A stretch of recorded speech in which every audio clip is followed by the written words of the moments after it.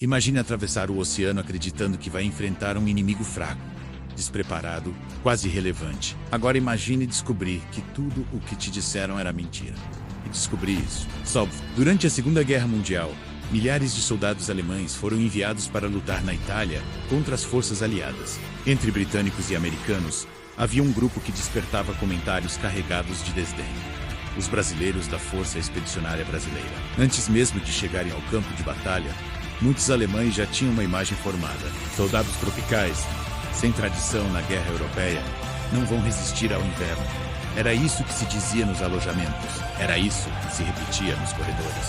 Mas o problema das certezas é que elas costumam desmoronar na primeira explosão. Quando os brasileiros chegaram à Itália, em 1944, o cenário era cruel. Frio intenso andava constante. Montanhas fortificadas, neve cobrindo posições estratégicas. A guerra ali não era rápida, era lenta, pesada, psicológica. Anos depois do fim da guerra, algumas cartas escritas por soldados alemães para suas esposas vieram à tona. Eram textos íntimos, escritos à noite, à luz fraca, com medo da censura. E nelas aparece algo que chama atenção, uma frase repetida. Eles não recuam. Um soldado descreve o primeiro encontro nas montanhas. Ele escreve que esperava um avanço desorganizado, mas o que viu foi disciplina. Ele conta que os brasileiros avançavam mesmo quando o terreno não ajudava, mesmo com equipamentos inferiores, mesmo enfrentando metralhadoras. Ele admite surpresa, porque homens despreparados hesitam, homens subestimados quebram, mas aqueles não quebraram. Segundo ele, os brasileiros aprendiam rápido, observavam o padrão de tiro alemão, estudavam o terreno, se movimentavam em silêncio. Eles esperam, ele escreveu, e quando avançam, é com decisão. Isso gerava tensão nas trincheiras alemãs. Durante o dia, os brasileiros pareciam comuns. Conversavam, riam entre si, tentavam manter o moral elevado, apesar do frio extremo. Mas quando a artilharia começava, algo mudava. Um brasileiro foi atingido, caiu entre duas linhas de fogo. Mesmo assim, outro soldado voltou, rastejando, sob disparos. Ele alcançou o companheiro, tentou puxá-lo, caiu junto. O alemão escreve. Não era obrigação, era escolha, porque revela a humanidade em meio ao caos. Após a captura de alguns brasileiros, um grupo alemão esperava resistência agressiva. Mas o que encontrou foram jovens assustados, que mantinham postura firme. Um deles dividiu o próprio cigarro com um soldado alemão ferido após o combate. São homens como nós. A posição que mudaria tudo tinha nome. Batalha de Monte Castelo. Era um estudo estratégico. Os primeiros ataques falharam. O frio era brutal. As posições alemãs estavam bem entrincheiradas. Mas então veio algo que poucos esperavam. Os Volterãs ajustaram horários, coordenaram melhor, estudaram o terreno. O combate foi pesado. Explosões, gritos, neve misturada com lama. E então, a posição caiu. Monte Castelo foi tomada. Em uma carta, um alemão admite: subestimamos aqueles homens. Ele escreve que esperava encontrar arrogância, mas viu cansaço e alívio. Um alemão relata que um brasileiro perguntou se ele estava ferido. Em meio à guerra, alguém perguntou se ele estava bem. É difícil odiar um homem que age assim. Essa linha é quase um sussurro, porque a guerra exige desumanização. Um alemão escreve que após semanas começou a perceber algo inesperado. Os brasileiros cantavam músicas baixas, às vezes quase como murmúrios. Se estavam errados sobre os brasileiros, sobre o que mais poderiam estar errados, essa dúvida não era política, era pessoal. Existe uma última carta que resume tudo. Uma carta que não fala apenas de estratégia, fala de transformação. Entre as cartas preservadas após a guerra, há uma que se destaca, não pelo tamanho, não pela descrição tática, mas Peloton. Ela foi escrita por um soldado alemão, poucas semanas depois da queda de Monte Castelo. O papel é simples, a caligrafia irregular. Ele começa falando do frio, sempre o frio. Mas então muda o assunto. Ele diz à esposa que precisa confessar algo que não pode compartilhar com mais ninguém. Fomos ensinados a rir deles.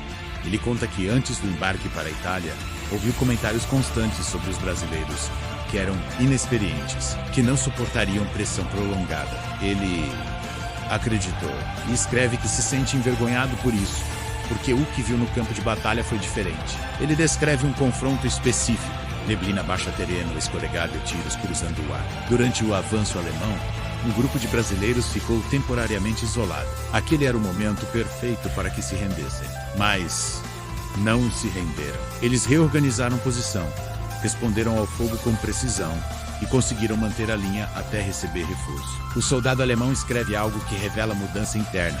Eles lutam pelos homens ao lado deles, não pelo discurso, pelos companheiros.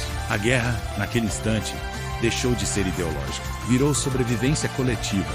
Ele relata que encontrou um brasileiro ferido sendo carregado por 2 companheiros. O alemão tinha visão clara para atirar. Ele admite que hesitou, e esse segundo mudou algo dentro dele. Ele escreve: pensei naquilo que vi, pensei na coragem deles, e abaixei o rifle. Essa confissão não é heróica, é humana. Ele diz apenas que, naquele momento específico, não conseguiu apertar o gatilho, porque viu homens, não caricaturas. Esse trecho é poderoso porque mostra algo raro em relatos de guerra: vulnerabilidade moral. Os brasileiros capturaram uma posição alemã secundária. No abrigo, encontraram fotografias deixadas para trás às pressas. Fotografias de esposas, de filhos. Os brasileiros não destruíram as imagens. Empilharam em um canto protegido da umidade. O soldado escreve à esposa: eles também carregam fotos. Essa comparação é simples, mas devastadora, porque cria um espelho. Se ambos carregam fotos, ambos têm alguém esperando em casa. Ambos têm medo. A carta termina com algo inesperado. Ele diz que jamais permitirá que falem daqueles homens com desprezo perto dele. E então, escreve uma frase que resume tudo: o mundo é maior do que nos disseram. Ambos os soldados mencionam o som. Não o som das explosões, mas o som das vozes brasileiras à noite. Eles descrevem canções suaves. Em meio à guerra, havia humanidade vibrando no escuro. E isso deixava marca. Existe uma última correspondência que traz o ponto final dessa transformação. Ela fala de arrependimento. Ele relata que, após um combate intenso, houve uma pausa forçada pela neve pesada.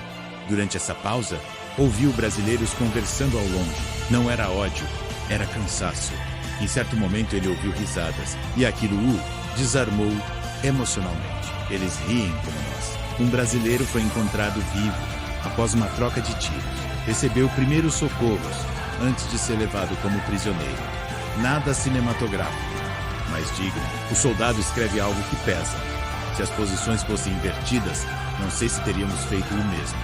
Fomos ensinados a enxergar caricaturas, mas lutei contra ondas. Ele escreve isso com tristeza, por ter acreditado em simplificações. Ele pede à esposa que não participe se ouvir alguém ridicularizando os brasileiros. Ele sabe o que viu. Eles lutaram com coragem. As cartas descreviam homens determinados, resilientes, capazes e, acima de tudo, humanos. Trata-se do que essas cartas revelam sobre guerra, propaganda e percepção. E é isso que vamos entender agora. Quando a guerra terminou, muitas coisas foram destruídas. Cidades, pontes, famílias, juventudes. Mas algumas coisas sobreviveram. Cartas dabradas guardadas em caixas, esquecidas em sótãos, preservadas por esposas que talvez nunca tenham imaginado que aquelas palavras seriam lidas por outros. E é nessas cartas que encontramos a resposta final. O que os alemães realmente contaram às suas esposas sobre os brasileiros? Eles contaram que estavam errados. Não com essas palavras exatas, sempre, mas nas entrelinhas. Contaram que subestimaram, contaram que aprenderam, contaram que respeitaram. A frase que abriu essa história: eles não recuam, não era apenas sobre tática, era sabrapas. Os brasileiros da FIB chegaram à Itália sem o peso histórico das grandes potências, mas carregavam compromisso entre si, resiliência e capacidade de adaptação. Durante a campanha da Itália, após a conquista de Monte Castelo, o padrão das correspondências mudou. O tom mudou. O riso inicial deu lugar ao cuidado, porque ninguém escreve para a esposa tentando impressionar um comandante. Escreve tentando ser honesto. E a honestidade ali não era heróica, era humana. Eles falavam do frio, mas também da surpresa, da coragem que viram, da dignidade que encontraram no inimigo. Em várias cartas aparece um elemento simbólico. As fotografias, brasileiros carregando fotos, alemães carregando fotos. E quando um soldado escreve eles também tem alguém esperando, ele está quebrando a lógica da desumanização. A propaganda simplifica, a experiência complica, o preconceito reduz, o contato amplia. O que essas cartas revelam não é que os brasileiros eram perfeitos. Revelam que, quando o confronto acontece de perto, A caricatura não sobrevive. Alguns desses soldados alemães voltaram para casa, outros não, mas deixaram registrado algo que atravessou décadas: respeito inesperado. Eles embarcaram acreditando que enfrentariam homens despreparados. Descobriram soldados determinados. Encontraram resistência. Encontraram adaptação. E no meio disso tudo, talvez tenham descoberto algo ainda maior: que o inimigo raramente é tão simples quanto nos contam. A Segunda Guerra deixou cicatrizes profundas, mas entre tiros e neve, surgiram momentos de reconhecimento mútuo, escondidos em cartas pessoais. No fim, o que contaram sobre os brasileiros não foi sobre um povo exótico. Foi sobre homens que lutaram com coragem, homens que não recuaram, homens que cantavam na Montanha Fria, homens que carregavam fotografias dobradas no bolso. Homens como eles. E quando a guerra termina, é isso que sobra: a lembrança de que por trás de cada uniforme existe alguém tentando voltar para casa.